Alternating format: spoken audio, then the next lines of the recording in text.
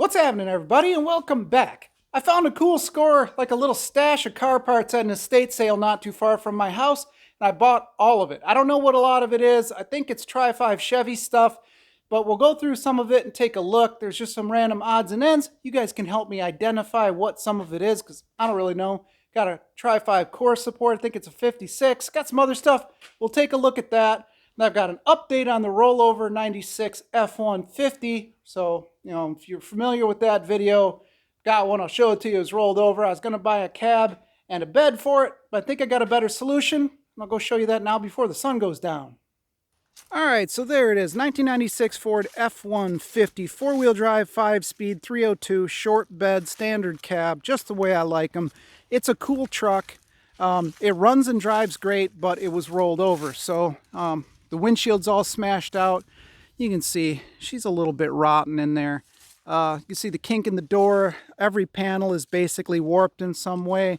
The whole body has been shifted over. The cab is, or the bed is dented. It's not great, but it runs and drives awesome. Man, we had a ton of rain last night. So as you can see, the whole thing, it really just needs a cab. So I was trying to save it because the engine was good. It starts up and runs fine. Again, 5-speed, 4-wheel drive. I like that. Everything is good on this truck except basically the entire body. But the solution to that is right over here. This is a 1995 F-150. This one is 2-wheel drive. It has no engine. I bought it off of a family. They wanted a project truck. They were going to do some hot rod type stuff to it. They got in a little bit over their head, and then I got this and some parts for an incredibly good deal. Couldn't pass it up. And this is the Eddie Bauer edition. Super bougie. So anyway, we'll go through this thing real quick. I'll show you the good and the bad. And then, this will be just, I think, a lot easier. So on the bad side, we got a little bit of damage here. Not really too terrible. Got some weird rust going on right there. I don't know why it would just rust here. Overall, the truck doesn't really have any rust on it to speak of. It's really nice. All the panels are straight. It does need wheel arches welded in and whatnot, but bed's all in good shape. You can see no one's even crashed something into it by slamming on the brakes and wrecking the inside bed. It's all nice. Inside, we got the Eddie Bauer edition stuff. Peanut butter interior on the burgundy or whatever color this is. It's real nice. 5-speed. This is a 2-wheel drive, so we'll have to put the four-wheel drive stuff in the bottom. The sun is glaring. I can't tell what you can see. Aftermarket stereo, so got some sweet tunes. From what I'm being told, this is a pretty rare and desirable seat too, whatever they call this. This is some type of relatively rare bench seat that people love. I do have some sheet metal for it already, some wheel arches and a cab corner and all of that, but you can see the cab corners on this are really nice. Doors are all good. You can hear how it sounded whenever I shut the door. It's like brand new. Eddie Bauer, fancy. Oh, so there we go. Tennessee. So that's where this came from, which explains a lot of the condition. So again, the other side you saw it had like that weird rot in it in the front. Got a little bit here, but again, I've got that sheet metal in here. Little dent in there. No rust here. Everything is good. Looks like it got a little bit of a dent right there, but that's no big deal. Inside, again, the doors are nice. Got a little bit of rust staining from here where that door has a little bit of rust going on in there. Overall, though, it's in really good shape. Curiously enough, when I was looking for doors for the blue truck, my buddy Rob found a set of doors that were in basically brand new shape from a 96. And he grabbed them for me, and they're the same color as the new truck. So all this stuff was meant to be, apparently. So we've got nice, absolutely rust-free doors. There aren't even dents on these doors, so they're in good shape. Not power window, though, but those are easy to switch over. So we've got doors ready to go. For the old red F-150. I don't have a name for it, so if you guys want to drop some names in the comments, feel free to do so. So, a little bit empty up front. Now, this truck used to have a 306 in it. Those are great engines. Everybody seems to be unanimous about how good of an engine they are. 5-speed, inline 6, good engine. Again, the family started to kind of tear into this thing. They went about it in a really, I don't know, different than I would have. I'll say that. All of the wiring is essentially disconnected and just shoved into all kinds of like corners. It's all just piled in there. The bulkhead connectors are all disconnected. You can see they were starting to do some of the V8 conversion stuff, but overall, it's just a mess in here. So, again, bulkhead connectors just hanging out, 100% disconnected. Anyway, I don't think that's going to be a big deal, especially now that we've got that is going to be the donor truck, which it was going to be just the truck. And I was looking for donor parts, but now that's going to be the donor parts truck for this one because it's way nicer.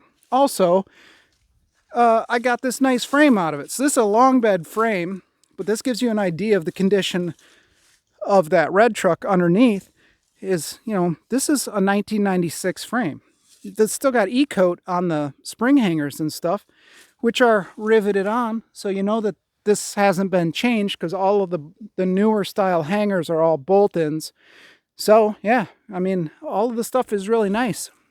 You can see it's not even rotten down here in the little spring hangers. They always rot at the bottom. That one is all rotten out too because it collects water and dirt and stuff in here, and then they rot out at the bottom. So we've got good spring hangers. Everything is good. This one is just a long bed, but I did get another 2-wheel drive transmission out of it, which I guess is all right if somebody is looking for one of those. And then who knows what, I could maybe use off of the frame. Then we'll just have to sell this thing or cut it up or whatever we need to do. But yeah, I got an engine for this thing already. A little bit of rust down there. Not too bad. Yeah, I got an engine with the truck, but we're not going to be using the engine that I got with it because that one runs and drives so good. We're just going to use all the parts out of that one. Now, the 4-wheel drive setups on these trucks are kind of like how the Cherokees are. All of the front end are, stuff that makes it 4-wheel drive essentially just unbolts and drops out. Then you just, put it in something else, bolt it in. So to convert this truck to 4-wheel drive is going to be similar to how I converted my XJ from 2-wheel drive to 4-wheel drive. It should just all bolt right in. So that's the update on the old pickup truck. So, I know everybody thinks I'm just a Mopar guy because I worked on my truck so much. And for the most part, that's the case because I'm most familiar with Mopar. But these are really cool trucks, so I couldn't really pass it up. I like them a lot. The fact that it's a 302 and it's a 5-speed, it's a cool truck. So we'll go ahead and get cracking on that. And I'll show you what's going on around here that's really been holding everything up. On a quick tangent, this is how much rain we got last night. This wheelbarrow was empty last night. It is full. So the rain has been causing like a lot of slowdowns around here. We're kind of letting you guys in on some behind the scenes stuff.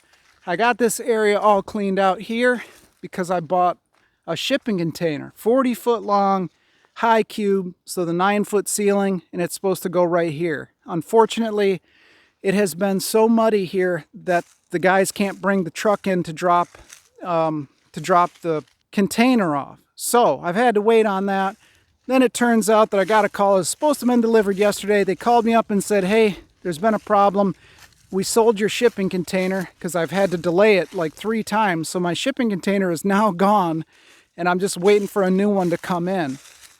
Once that shows up, I can take all of the stuff that's out in the bus and all of the stuff that you're going to see in here slowing things down, put them in the container. It's all weather tight, all of that stuff, so everything be good, and then the bus will be for sale. Man, I guess I'm a truck guy, huh? They got trucks everywhere. All right, well, enough of my jibba jabba. Let's look at some of these parts. Now, I did tell you when I bought that red F-150 that the guy just got in over his head, didn't want anything to do with it. So I had to buy all of the parts. So that was the whole deal. If I bought the truck, I had to take that frame that's out there and every part that he had for it. So he's apparently going to buy a Corvette and do something to it. So I ended up having to take this 302, which is a freshly machined, kind of mild build according to him, and it's pretty nice. So I don't know exactly what is going on with it. I haven't done anything other than put it on the frame or on the stand here, and I did take a bore scope and put it down the bores, and they are nice. So everything on this engine is good. As near as I can tell, I mean, I'm not a huge Ford guy, so I don't really know what the deal is with it, but I taped it all up. I put some earplugs in a lot of the holes because he had just had it just open. Luckily, he had a really nice shop, way nicer than what I've got or barn, and everything was good. It's nice and dry, no dirt on it. Everything was solid. So I've got tons of parts. A lot of them are up in the loft. So I've got another dash pad, like a whole dashboard assembly for that truck. You name it. Lots and lots of stuff. Duplicates, triplicates, all kinds of things. So this is a nice 302 that I've got sitting around waiting for something. Just don't know what yet. Then if we go over here, we can see this is the 300 inline six that came out of that truck. So I think, what are these, 4.9 liters, something like that. Good engine. The guy said that this truck, that red one, was running perfectly. Everything worked. It was a great truck. This engine has like 200,000 miles. They just wanted to do a V8. They wanted a 302. So they just pulled this thing out along with every other thing that was associated with it and just got in over their head. So this is a good running 300 six-cylinder. It's in nice shape. Just, you know, semi-high mileage. Also, lots of these parts, cams, you name it. I haven't even went through all of it yet. Intake manifolds, just everything for it. So I don't even know where to start with a lot of this stuff. But we've got a nice 300 six-cylinder just kind of waiting. Of course, I've got the Jeep 4-liter here.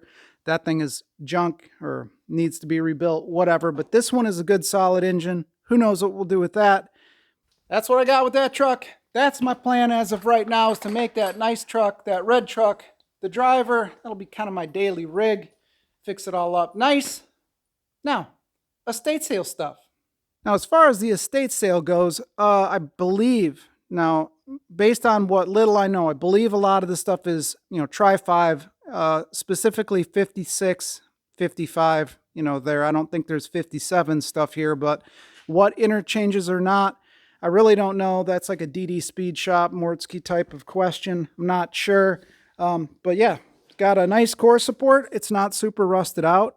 It's in good shape. It's got all the different, like the wings on the side here, and then the bottom skid pan or belly pan or whatever you want to call that. Plus it's got the horns. These are nice original horns. So these things come in a few different pieces. The core support itself, which holds the radiator, is that part. Then this entire pan is another part. Each one of these flat metal sheets here on the sides, those are also individual parts. And then you've got the horns too. So if you wanted to buy all of this stuff together, just off the internet or whatever, you need the core support, the bottom tray, both sides, and then the horns if you don't have those. So got all of that. I don't have a use for it, so that'll go up for sale. I've got some transmissions. I got the intake for it. So this intake is for the engine. Let me show you the engine. So this thing apparently is a 1956 265. Let me know in the comments below what you know about these things, because I don't know anything about them. Where's the tab? The pad. So there's the pad right there. 02402 I9F56FB. So I think this is a 56 265. Did ask Mortsky, kind of knew a little bit about them. Still got a road draft tube in here, so kind of old school stuff. I found a lot of Corvette things along with this engine, so I think somebody said that it was supposed to be out of a Corvette. I really don't know. It's got some heads with it. These are Camelback heads. So you can see right there, they got the Camelback hump, so not the correct year for this engine, but I guess these are one of the better sets of heads that you can run as far as, you know, factory stuff. from what I was reading, there's like 2 sets. Let me know in the comments. I'm not a GM guy as far as like knowing all of these interchange parts and whatnot. But what I remember reading was there were basically 2 castings or 2 models of heads that were high performance or whatever for the time. And these were one of them. So it doesn't have the 202 valves. I measured them. I forgot what they are, 194 or something like that. I don't really know. So that's what this thing is. I'll have to put this thing up for sale too because I don't need it. I have nothing that'll go in, and it's a 265. So it does not have a remote oil filter, which apparently I guess is kind of more of an earlier, more desirable model. And I was also told that this 265, if that's indeed what it is the first Chevy small block that they ever produced. Or, you know, this form factor. Maybe not this exact one or this exact year, but this is the early Chevy small blocks. Also, it's got cool petcocks on the side. It's pretty neat stuff. It looks like it's not in bad shape. I did see the stampings on the top of the pistons. They are all standard, but it does have a little bit of a ridge there. So she's got some miles on her. But overall, it's not super, super bad. I could probably clean up the cylinders and get it to rotate around. I just haven't done anything with it yet. So again, I had to take everything. It's kind of like the Ford deal. I had to take every part that was there in this lot, and it was a really, really good price. So I've just got piles of motors and lathe parts and you name it.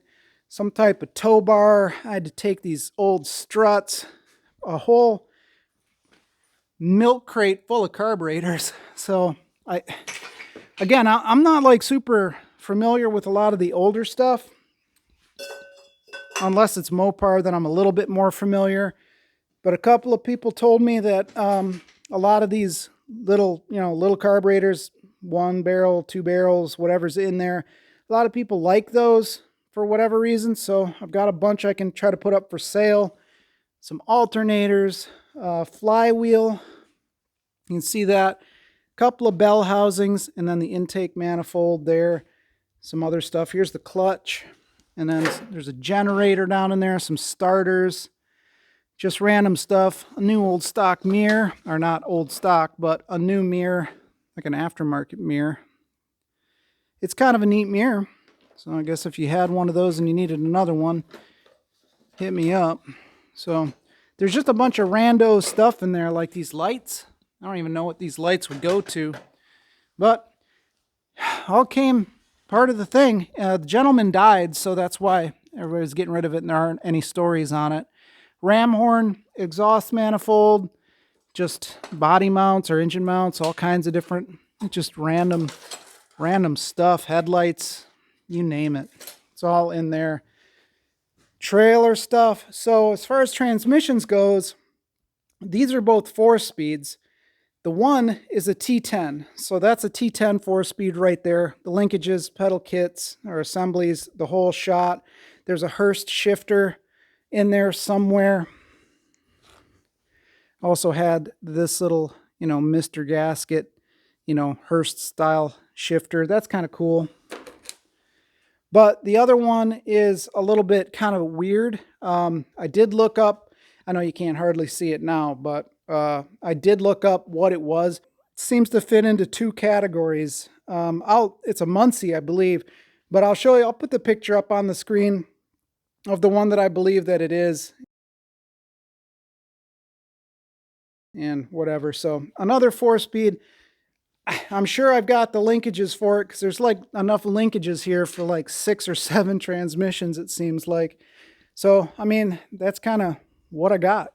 As far as the intake for that 265, I did get this one as factory 4-barrel intake. Pretty cool. And then bell housings for the transmissions. One of them is cast iron. The other one is aluminum. So pretty nice to have all that. And then just random stuff. So 55/6 complete, like horn assembly, rebuild kit, various odds and ends, like a heater core, just rear view mirror, alternate, just all kinds of stuff. Just little odds and ends. I think these are gas tank insulators.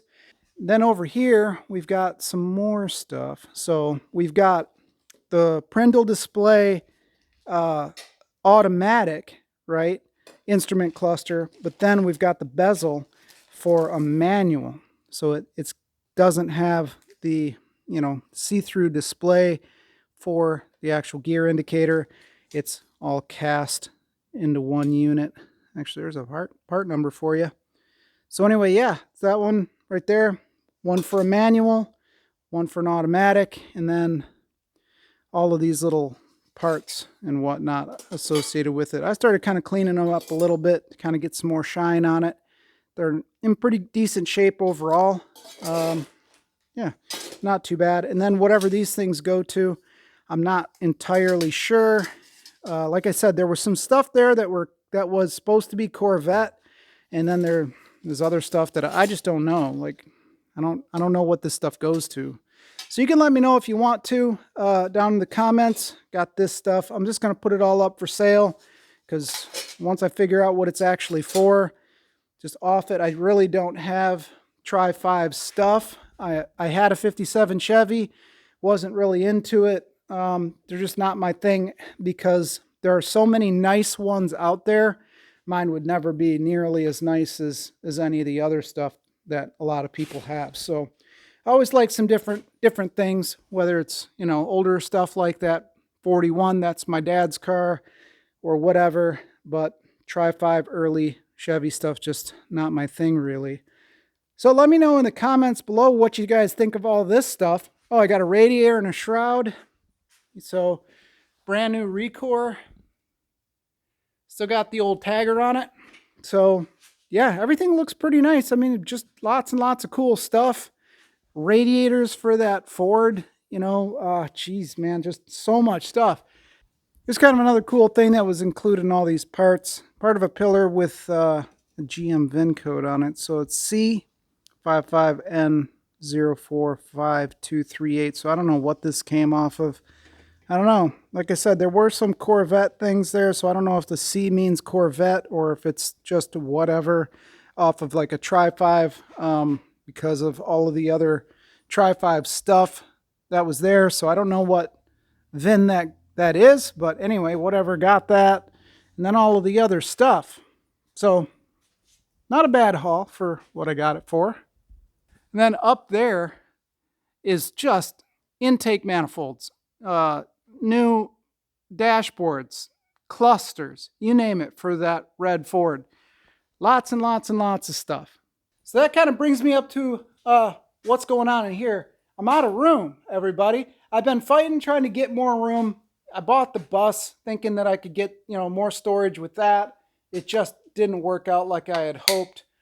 In here, I'm just jammed up. There's too many smalls. There's not enough floor space, or I mean wall space to do anything with. I'm just totally jammed up. A lot of the stuff is crap. I'm not going to lie. It's just, I probably don't need to hang on to it. But you know what? I've got just a lot of old parts that are good cores, or, you know, they could be taken apart and rebuilt. And it's one of those deals that as soon as I throw something away that I think is junk or whatever, a lot of you guys know exactly what I'm talking about, you'll end up needing it again. Then it's like $200 for the part. So I'm just trying to find some room for stuff. So the shipping container was supposed to be my ticket out of this mess, you know, as far as getting things kind of put away and out of my way so I can work on stuff. We still got to pull the transmission on the 41. You know, lots and lots of different stuff needs to go down. The fuel tank on my D150 still needs to be fixed. The XJ needs stuff. Lots of things, but there's no room. And with the rain this year, I just haven't been able to get any progress made. So that's kind of what's going on with that. Well, I hope you guys are as excited as me to kind of get cracking on that old OBS Ford. It should be a pretty fun project once I can kind of get rid of this bus. If you guys know any like American Indians, please get them to stop dancing because this rain has to stop, man. It is just a swamp here. So once I can get the shipping container sorted out, get that thing in here, I can get all of this junk stuff all put away, make some room in here, and we can get back to kind of doing some car stuff. So other than that, if you guys know anything about any of this Chevy stuff, please let me know in the comments below because I don't really know anything about this old Tri-5 Chevy stuff. Got that VIN, no idea. T10 Muncie's, whatever, these transmissions, those are kind of cool to have, to be honest with you. That 265, I don't know if that thing's rare, desirable, a boat anchor, if it has, you know, any value at all. I'm just going to have to get rid of all this stuff because I just don't have a use for it, and whatever. It should go to a good home. So anyway, that's it. Let me know in the comments below what you think. Don't forget to like, comment, and subscribe. Thanks a lot for watching, and I'll catch you on the next one.